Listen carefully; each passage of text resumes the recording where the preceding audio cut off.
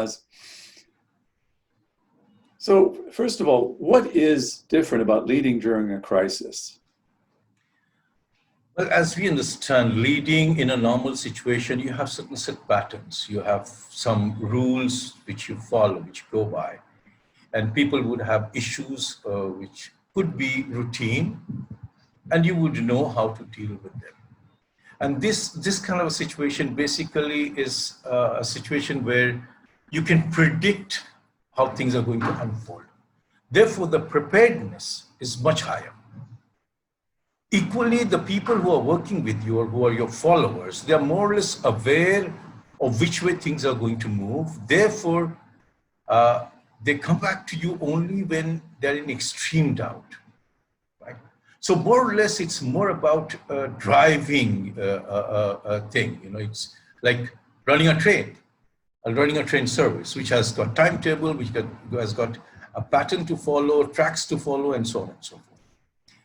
Only when you have anything which is not very routine would people come back to you. But in a normal situation, even those non-routine things, a leader would be familiar with, and a good leader would be able to very safely, to a high degree of accuracy, would be able to predict as to what is going to emerge.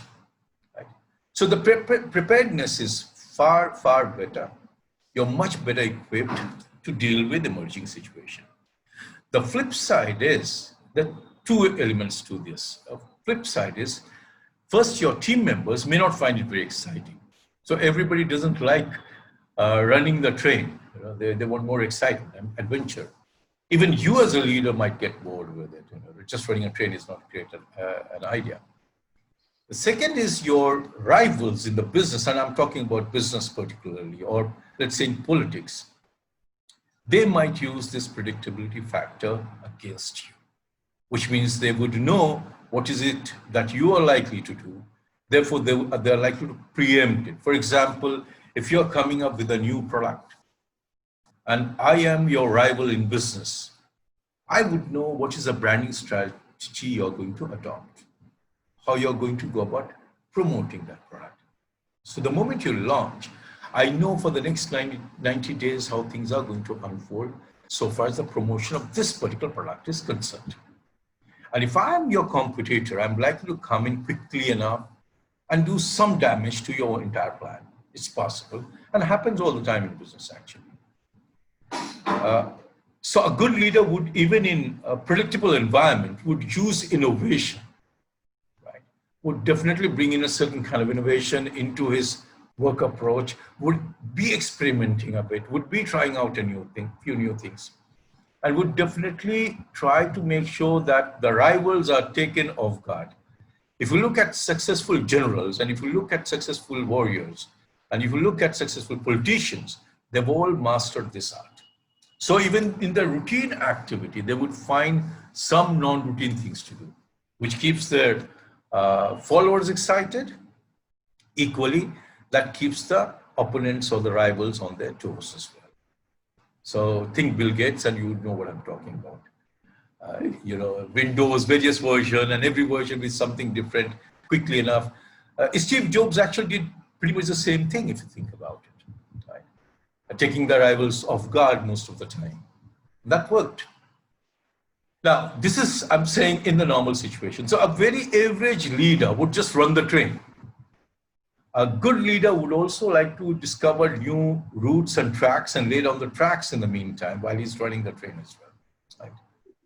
Crisis is slightly different. It's like you're running a train on a track and you have a landslide and you know you can't move anymore in that direction. So what do? You need to lay new track route. And that's what you start doing. Now, what it calls for two things. First is an ability to look into the future. So a great leader would be able to predict the crisis. And every crisis has a predictability factor to it, actually. I've seen it when I observe various leaders, it does come through. If you read about various leaders, it would come to you as well. Right? So every great leader has this ability to predict or foretell a crisis. Right? Some of them fail very badly. Look at Napoleon when he invaded Russia, or even Hitler when he invaded Russia. They did not know about the winter. Actually, Hitler did, but he ignored. Right? Now, the fact of the matter is, a great leader would be able to foresee, would be able to look into the future and say, this is how things are going to pan out. These are the kind of eventualities that are possible. And if these are the possibilities, then these are the things that I'm going to come back with. Quick decision, there's no such thing as quick decision-making leadership. Believe me when I say that. There's no such thing as on-the-spot decision by a leader. The reason why they appear to be making on-the-spot decisions, or the reason why you think they're very quick off the blocks, is because they have thought through the whole thing. They have seen the eventuality in their heads, and they know what they're going to do in a given situation, and what will be the fallout of those decisions, right? So when you are in a crisis, a great leader would already have known what kind of crisis is likely to unfold. Having said that, there would always be something which would come up very, very suddenly, and you wouldn't know. It's like an earthquake could be happening, and you don't know what to do with it, right? It could be something very unprecedented, something which you have not even heard of, let alone thought of, right? COVID-19 is a classic example, actually. Now, an average leader, a mediocre leader, would initially go into the denial mode. And this is not a commentary on all the great men who are leading different countries at this point in time, or health people involved in the health sector. But the fact of the matter is, if you look around, the men and women who have been able to deal with it are the ones who are coming across as people who knew how hard it's going to hit, or at least could predict to a certain degree of accuracy as to how hard it's going to hit. So while the event itself was unforeseen, nobody had any idea what this is all about, but the moment it surfaced, these people knew what they're going to do about it, or how it's going to unfold, how it's going to play out, right? Whereas the more ordinary leaders failed to foresee that. And that did have a bearing on the death toll and the number of cases and so on and so on. That is taking a toll on the, let's say, health sector as well. Can you give us some examples?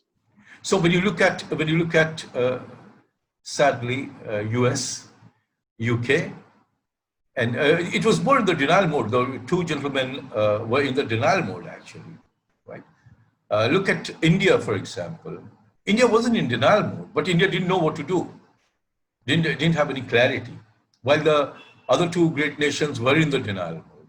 Initially, they simply refused to believe that this is going to get as big as it actually got. Look at the smaller countries, actually. Look at Vietnam, for example. Look at New Zealand. And I'm beginning to believe that Jacinda Ardern, I don't know how far she's going to go as a leader, how far history will look at her as a great leader, but at least in the last couple of years, she's come off very, very well, actually. So when you look at her and when you look at the way she dealt with this issue, and COVID is just one small example for Jacinda, actually. When you look at her and look at her handling of the Christchurch mosque crisis that she had, right? It says a lot. I mean, quickly stepping in to say what she said, to do what she did, doing a few symbolic things, right? A lot of leaders globally have struggled to deal with that kind of situation. Things have happened in US, things have happened in the Muslim world, actually. Things have happened in UK, things have happened in India. None of these men or women could stand up and deal with the way she did, actually. Very, very quickly off the block. What it tells me is, like I was explaining a little while ago, she probably had thought through it in her head that if this kind of eventuality arises, then this is what I'm going to do. I can promise you, if it were another religion, if it were another place of worship, whether a church or a temple or whatever, she would have done exactly the same thing. It wasn't about the mosque, it wasn't about the Muslims. It was about the crisis. So in her head, she might have thought about an attack on a church, for example, and she would have told herself, if that kind of thing happens, I'm going to do this. Now, it so happened that in Christchurch, it was a mosque under attack, and she did what she had planned to do, actually. Just the approach was the same, just that the symbols were different, and that's all, right? So you've mentioned the leader of New Zealand as an example, and I think people have remarked on her communication style. So can you talk a little bit about the role of communication for leaders in this kind of crisis situation? Right. Just communication, and Donald, you would know better than most of us, communication is a very holistic thing. It's not just about the words I use or the posture I adopt. There's a lot of symbolism involved in communication. And effective, good leaders would always find symbols to use, particularly in crisis situation. So Jacinda Ardern wearing a hijab, for example, in that crisis, that's communication actually for you. Saying, she didn't say, I stand by these people. She didn't say, I share their pain and miseries and woes, actually. She just wore a hijab, which itself said a whole lot, actually, right? And she was identifying with the people who were under attack, actually, right? Without saying anything. Look at, recently there was a gay pride parade in Christchurch, I believe, or Auckland, I'm not very sure, one of the two cities. And she was effectively leading that. She didn't say that I'm going to support these LGBTQ guys, right? She just went and walked with them.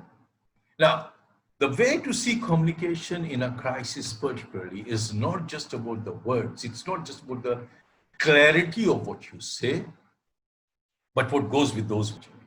So what I'm saying is, when you have a crisis situation, not only is it important to communicate clearly in terms of your words, in terms of your expressions, but equally in terms of symbols. Because if the symbols are not aligned to your words, it's going to backfire. It's not going to work, actually. And often enough, and politicians are across the world, I'm not talking India, I'm not talking US, I'm not talking UK, Australia, or any specific country. Across the world, politicians are guilty of doublespeak, right? At times you would find corporate leaders equally guilty of doublespeak. It's rather sad. We care for our people, right? And then some people get the pink slip. You know what's happening with them. And that impacts the morale of the organization. It would rather, I would rather have you come out straight and tell the organization, we are suffering, we'll have to lose some weight, some people will have to make way because of the way we are, because of the situation. That works a lot better in a crisis for an organization, rather than saying we care for our people, and then issuing pink slip to a few, or creating an environment where they have to go, right? So communication in a crisis, to me, has a lot more than the words that you use. It has a whole lot more than the words that you use.